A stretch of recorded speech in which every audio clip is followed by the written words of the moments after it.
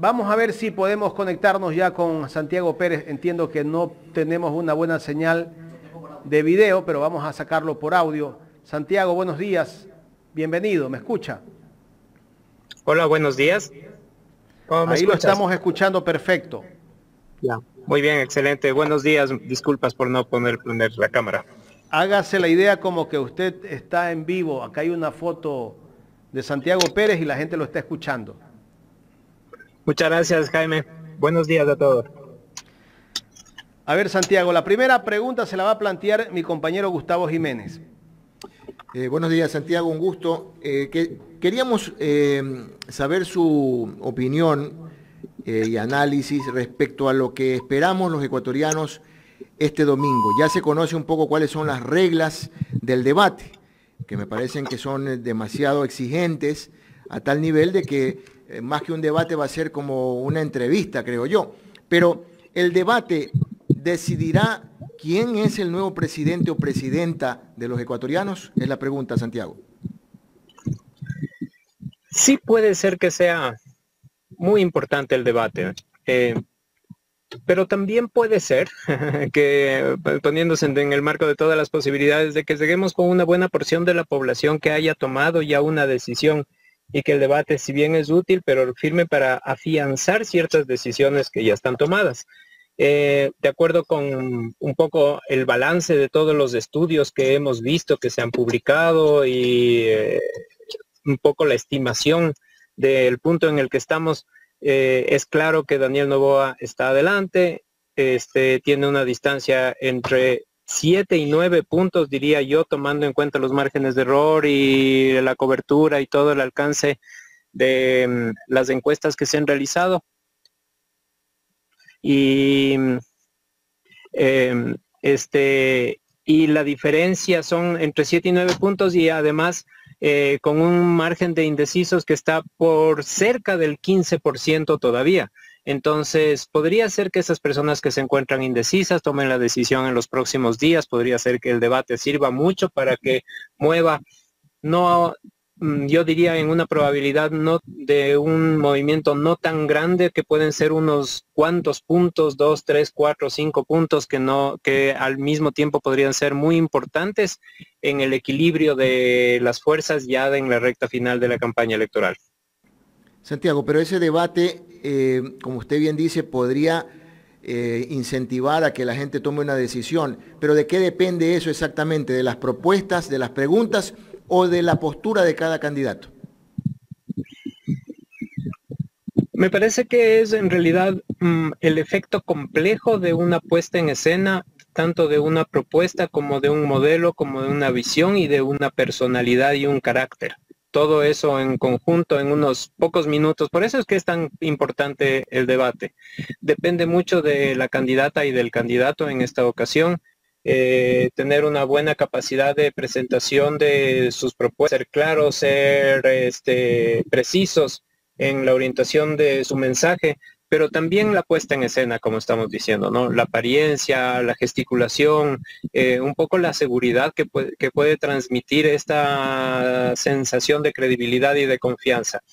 De esa manera, imaginémonos que, supongamos que como efecto del debate, uno de los dos candidatos saca unos 2 o 3 puntos más que el otro en esta contienda. Y si la diferencia, en este momento estamos hablando de entre 7 y 9, esa diferencia se podría o acortar o se podría alargar también. Y podría ser en ese sentido, a pesar de que sean unos pocos puntos los que se mueven en la manifestación del debate, ya cuando hagamos las encuestas post-debate, esos pocos puntos podrían ser determinantes también para fijar ya el rumbo final de la campaña. Santiago, ¿y podría influenciar esta participación a ese porcentaje bien marcado del nulo?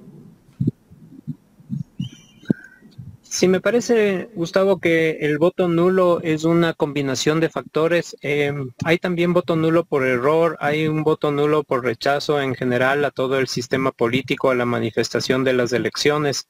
hay un voto nulo de rechazo a ambas candidaturas, sin que signifique eso un voto nulo de rechazo al sistema en su conjunto, sino a específicamente estas dos candidaturas, falta de información, error, varios factores. Entonces, una porción del voto nulo es posible que se mueva, digamos, gracias a los acontecimientos de los últimos días de la campaña, en un sentido más pragmático o utilitario. ¿Dónde es mi voto más útil? Puede estarse preguntando una persona que está inclinada en este momento por el voto nulo.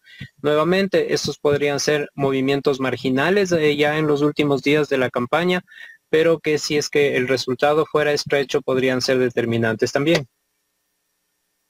Para darle paso a mi compañero Jaime de la Cruz, ¿cómo miden las encuestadoras las preferencias por género? Porque esta va a ser una elección atípica, una elección donde por primera vez vamos a tener directamente a una candidata mujer, ¿verdad? Y enfrentándose a un candidato varón joven que seguramente tiene alguna preferencia por su fisionomía, por su sex appeal, a cierto electorado femenino. ¿Cómo ustedes han medido eso? Sí, a partir de algunas investigaciones cualitativas y sobre todo con los jóvenes, yo podría constatar que existen algo así como unos relatos en conflicto y en lucha, en una pugna también que se atraviesa por los segmentos de poder y por las relaciones de poder. Entonces, por un lado tenemos una candidatura de Daniel Noboa que aparece como una especie de telenovela light, que con una esposa guapa, con una mamá benefactora, y la familia feliz ayuda a los pobres, ¿no es cierto? Entonces ese es un relato que está teniendo mucho éxito, ¿no? Tiene mucha sintonía. Mientras que también por el otro lado hay un acumulado de una memoria social de toda la explotación y de todos los abusos empresariales, sobre todo de los grupos exportadores, bananeros, oligopólicos, monopólicos, y tal vez esa memoria también está latente. Por el lado de la candidatura de la Revolución Ciudadana veo que también hay como dos relatos construidos, ¿no? Un relato que es las personas que anhelan que vuelva los tiempos de la Revolución Ciudadana con las obras públicas, con los servicios sociales, las políticas públicas, pero también hay quienes compran el relato de un grupo mafioso, delincuencial, corrupto, que está liderado por una figura autoritaria que quiere conquistar el poder. Ese es el relato como se va armando. No me refiero a que yo crea ninguna de estas, ¿no? Me parece que de alguna manera esto y dos visiones, dos modelos de visión de desarrollo del país también están en disputa de alguna manera, y eso es lo que se debería expresar no solamente en el debate, sino en la campaña de esta recta final. Santiago, entrando a otro temita sobre la campaña política, ¿cuánto le ha afectado al candidato Daniel Noboa las declaraciones de Verónica Abad, esto de privatizar la salud, la educación, el seguro social, bueno, y una serie de declaraciones que ha hecho que mucho sector de la población no lo ve bien? Si no tengo yo una constatación empírica de cuánto pudiera afectarle a Daniel Noboa, su vicepresidenta, a ratos me parece que están como que inoculados de lado y lado con respecto a todo lo que se dice en contra de uno del otro, y que son, se podría decir como versiones que son apropiadas con credibilidad por parte ya de segmentos que ya están definidos. No sé si es que Verónica Noboa realmente le quita votos con sus posiciones un poco retardatarias a Daniel Noboa, o eso ya está inoculado, se podría decir en términos comunicacionales. Pasa mucho esto porque una buena porción de la población, principalmente imaginémonos los que se quedan más indecisos hasta el final, porque son las personas más desinformadas, menos interesadas en la política, menos apropiadas de los programas, de los proyectos o de las propuestas y de la orientación de cada uno. Puede ser que se dejen llevar por ciertas construcciones mediáticas o que las propuestas no les lleguen de una manera concreta, ¿verdad? Santiago, ¿es posible revertir esos números que lleva adelante a Daniel Noboa?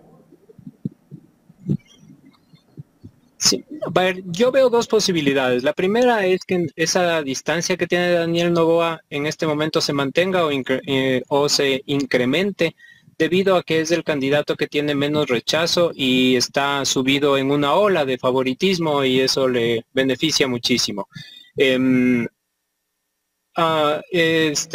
también puede ser, y yo diría que eso sería como que una ruptura del escenario, si es que como que se forzara a la sociedad a plantear, a presentar nuevas propuestas, a presentar una diversidad y que esa diversidad se manifieste en libertad y democracia y con participación y con apertura a favor de la otra candidatura. ¿Se dan cuenta lo que estoy diciendo? O sea, me parece que necesita la otra candidatura tener una capacidad de convocatoria plural, múltiple, diversa, democrática, para poder contrastar o confrontar o poder ser exitoso frente a la propuesta de una enorme maquinaria publicitaria exitosa como lo que está ocurriendo ahora con la campaña de Daniel Noboa.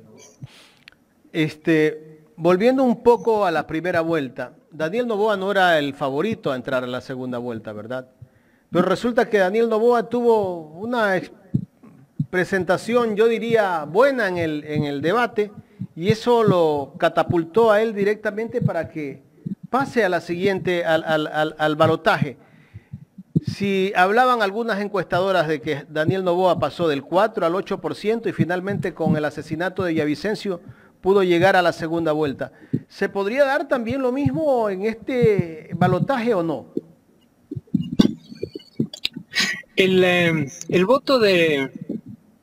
voto sobre todo de los sectores populares es un voto en general del pueblo, diría. Es un voto de exploración, de búsqueda, de expresión de un anhelo de cambio, de esperanza, de mejoramiento. Y cada candidato o candidata con sus atributos, con sus fortalezas e inclusive debilidades, se presenta ante los electores a través de los medios de comunicación y transmite un mensaje, una comunicación. Daniel Noboa era la persona indicada en el momento indicado para recibir el apoyo de muchas personas que no tenían completamente decidido su voto y que en ese momento descubrieron a un joven que se preparó bien, que tiene buena apariencia, muchas otras cosas más, pero que había venido sembrando también, eso no hay que olvidarse, porque él viene haciendo campaña desde el inicio del proceso de la elección extraordinaria que estamos viviendo. Él fue el primer candidato en inscribirse y el primero en salir a hacer campaña. Entonces, tal vez de alguna manera también está cosechando una campaña ordenada, sistemática, eficiente en ese sentido. Y entonces, fíjese en eso, es toda la descripción que acabo de hacer, describe exactamente lo que se concibe como el momentum en las campañas electorales. Daniel Noboa se encuentra en su momentum, es decir, en el pináculo en el cual él tiene el favoritismo porque es el candidato que concentra las opiniones favorables, ¿no? Que eso vaya a cambiar, sí, por supuesto, puede cambiar. También se ha demostrado y se ha visto a lo largo de esta campaña que Daniel Noboa es joven, es inexperto, y que probablemente su equipo de campaña también los lleva a cometer errores. No sabría decir realmente si es que las declaraciones de la vicepresidenta le van a quitar algo más de votos, pero todavía existe un margen importante de movimiento de aquí hasta el día de las elecciones. Correcto. Daniel Noboa esta semana estuvo en un evento en la Universidad Internacional de Quito. Ahí un estudiante le cuestionó al candidato Noboa porque en su plan de gobierno él dice que va a ir en contra de va a ir por los evasores tributarios. Pero resulta que el Grupo Noboa tiene una deuda de más de 88 millones de dólares con el SRI. El momento que él va a responderle al estudiante, no tuvo una respuesta contundente. La gente se dio cuenta en ese momento que Daniel Noboa tiene ciertos momentos que a veces no sabe cómo responder o cómo ver la solución inmediata de los problemas. Sí, a eso me refiero con los relatos en disputa, porque eficientemente la campaña de Daniel Noboa ha sido muy liked en el sentido de mostrarnos a él, a su familia, personas ricas, pero que hacen beneficencia y que ayudan a los pobres, entonces casi como una telenovela, ¿no es cierto? Mientras que por otro lado tenemos la contrastación con otro relato. ¿Qué significan en la memoria social figuras o instituciones como, por ejemplo, las bananeras en el Ecuador? O sea, pensemos lo que significa eso, la producción y la exportación bananera en términos de la historia social del Ecuador. Muchas historias de explotación, de apropiación indebida, de prácticas oligopólicas, monopólicas, y de mucho distanciamiento con respecto al pueblo también, ¿no? Entonces me parece que ese es un relato que está todavía transcurriendo y por eso siento que el tiempo juega un poco en contra de esta telenovela rosa que significa en este momento la candidatura de Daniel Noboa, y que a medida que se va fortaleciendo un poco la información, el debate de propuestas, eso podría cambiar. No estoy tan seguro, en cambio, de las capacidades, de las habilidades y de la astucia y sagacidad comunicacional de la otra parte, como para poder saber aprovechar esos elementos de debilidad de Daniel Noboa. Por eso es que mi vaticinio todavía es muy incierto. Bueno, y el debate este domingo será de 2 horas, no es de 1 hora, ¿no? Y 2 horas donde tienen que exponer cada uno su plan de gobierno. No sé si habrá espacio para cuestionar, porque en el debate anterior casi poco se dio el espacio para que los entrevistados puedan cuestionarse entre ellos mismos. Sí, va a haber el espacio, sí va a haber, ¿no? Va a haber el espacio. Creo que tienen 25 segundos cada uno para hacer sus réplicas y contrarréplicas. Y entre 2 y 1 minuto de respuesta. Santiago, bueno, la RC, ¿a qué votante debe acudir para encantarlo en este momento? Siendo la posición que se encuentra en desventaja en este momento, cualquier campaña debería buscar, y esa es la lógica mínima indispensable que se espera de una estrategia de campaña, todos los votos posibles en donde sea, y por lo tanto ese donde sea debería estar microsegmentado en los jóvenes, en la población de la Sierra Central, en la población también de las provincias que tienen una menor votación, pero que tienen sus banderas importantes, en la de segmentos importantes como el de los indígenas, en el de los grupos vinculados o las personas que tienen una vinculación con la causa medioambiental, muchas cosas, ¿no? Yo a ratos me acuerdo como la campaña que fue de Bernie Sanders a la presidencia de los Estados Unidos, un octogenario, pero que concitaba un gran apoyo de muchos movimientos sociales y sobre todo de los jóvenes. De la votación de Bernie era juvenil principalmente, y hacían un enorme afiche con miles de fotografías, que esas pequeñas fotografías hacían un solo retrato, ¿no? Entonces, me parecería que ese sería como la única alternativa que tendría en realidad el camino, más que una estrategia comunicacional ni nada en el sentido publicitario, sino más político, lo que tendrían los segmentos progresistas como para confrontar una campaña tan poderosamente soportada en este momento, inclusive por todos los intereses políticos, mediáticos, empresariales, como la de Daniel Noboa. Yo me atrevería, inclusive, Santiago, a hacer la comparación con el triunfo de Biden en Estados Unidos con Trump, donde todo el mundo pues tenía ya prácticamente como ganador a Trump, y después las preferencias cambiaron notablemente.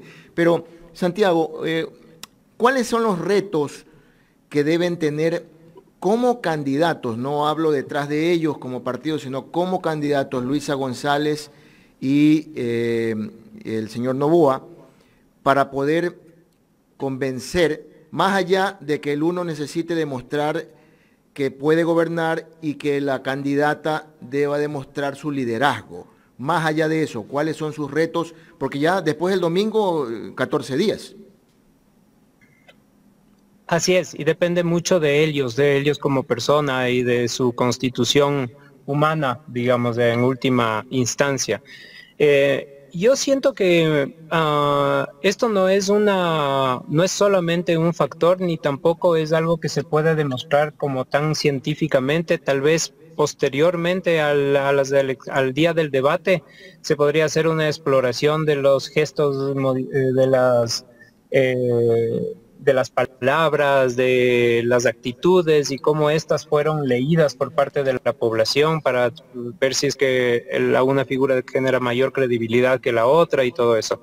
Eso amerita un lindo, bonito estudio psicosocial, pero es difícil establecer de antemano qué es lo que puede ser un factor determinante. Pienso yo que en realidad tiene que ver con algo como seguridad, es decir, que las personas que ven a los candidatos tienen que sentir con seguridad que esta persona es capaz de liderar al Ecuador en el actual momento.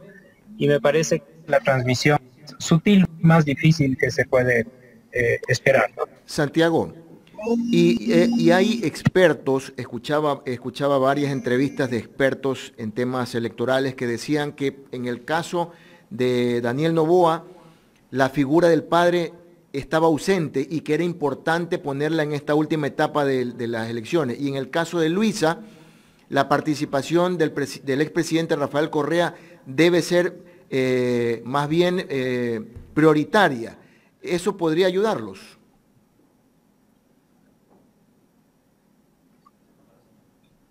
Parece que bueno, perdimos la señal. No sé qué tanto la figura del padre, la verdad, se ha visto como un deterioro de salud también, entonces yo creo que ese es un factor que hay que considerar. Sin embargo, en el caso de Daniel, si hay una familia por detrás, su madre, su esposa, su tía, y eso es un poco lo que a lo que hacía referencia con esto de este sentido telenovelesco de construcción del relato. Y que creo que funciona muy bien, mostrar una familia unida, que tiene unos valores, unos atributos. Sí, tal vez por el otro lado, mirando como en un espejo también, podría ser esto es un grupo familiar, un clan empresarial, que busca gobernar el Ecuador con esta perspectiva de clan empresarial familiar. No sé cuál sería un poco finalmente el balance de mostrar eso, ¿no? Si tiene sus virtudes y sus defectos también. Pero, Santiago, pero para el electorado joven eso en realidad llega, porque lo que la juventud está necesitada es de tener certezas de que va a tener empleo, de que va a tener oportunidades de estudio, de que su tranquilidad en temas de seguridad sean las adecuadas. Y lo que estamos viendo es, por ejemplo, a una mamá del candidato Daniel Noboa justificándose ante la Federación de Médicos porque el señor Noboa sale a decir que los médicos son así asados. y así vamos a tener situaciones complicadas. Entonces, eso cala en realidad como mensaje para el electorado joven. Se cortó. Bueno, se cortó. Importante conocer ese detalle, porque es lo que decía. Yo, por ejemplo, conversaba con uno de mis hijos y él me decía, qué ridículo que se ve eso. Tiene 26 años. 26. Y son ellos los que están en este momento eligiendo. ¿Ya? Hola, perdone. Sí, Santiago, no sé si escuchó la pregunta que le hice. No, discúlpame, Gustavo, no lo escuché. Respecto a esa proyección de familia que vota uno de los candidatos, el candidato Noboa específicamente, eso en el electorado joven, que es el que está potenciando básicamente estas elecciones, en verdad llega porque a la hora de la hora lo que estamos viendo es a una mamá justificando a su hijo con decir mensajes equivocados. Bueno, creo que en realidad lo que nos está diciendo y también la presencia de en ese lugar de Daniel Noboa es que nos está enseñando mucho la manera en cómo los ecuatorianos nos comunicamos y cómo recibimos los mensajes. Cuando yo hice grupos focales entre los jóvenes, yo descubrí mucho, aparte de desinterés, apatía y mucha lejanía con respecto a la política, también una vulnerabilidad, se podría decir, en que en vista de que son tan desinteresados, están tan lejanos a la política los jóvenes, lo único que les llegan son los memes, los chismes, los rumores, y su versión de la política está construida por verdades, medias verdades y falsedades también. Entonces, por eso digo yo que mientras dure el efecto de esta construcción telenovelesca de la familia buena, rica, que se dedica a hacer beneficencia entre los pobres, probablemente ese relato va a ser exitoso para la campaña de Daniel Noboa.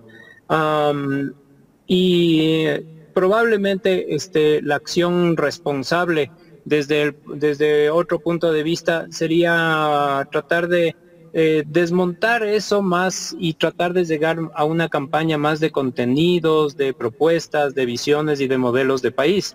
Porque creo que en el fondo, y quisiera como a manera de conclusión en ese sentido de toda esta reflexión, decir, me parece que están en conflicto también dos modelos. Un modelo que busca fortalecer las capacidades para hacer políticas públicas, obras y servicios sociales, y otro modelo que viene de la mentalidad privada, digamos, ¿no? De una familia que ha sido muy poderosa y que esa mentalidad atraviesa en el fondo las posiciones políticas, del pensamiento político de quién podría ser el próximo de Daniel Noboa. Y me parece que en realidad en el fondo existe esta gran disputa entre estas dos visiones, en estos dos modelos, pero a ratos eso no es tan claro en la comunicación porque probablemente falla en ese sentido también la comunicación de una de las partes en plantear esa confrontación entre dos modelos, entre dos visiones. Probablemente eso es lo que vamos a ver en el debate y eso es lo que yo preferiría en lo que se convierta el debate, ¿no? En un debate de modelos de desarrollo del país, cómo le queremos ver en el futuro. Muchas Santiago, gracias. Queremos agradecerte por haber aceptado conversar con nosotros, aunque no tuvimos la señal de video, pero lo hemos escuchado muy claro. Gracias a Santiago Pérez, director de la encuestadora Clima Social, aquí en el programa Los Especialistas de Ecuador en Directo.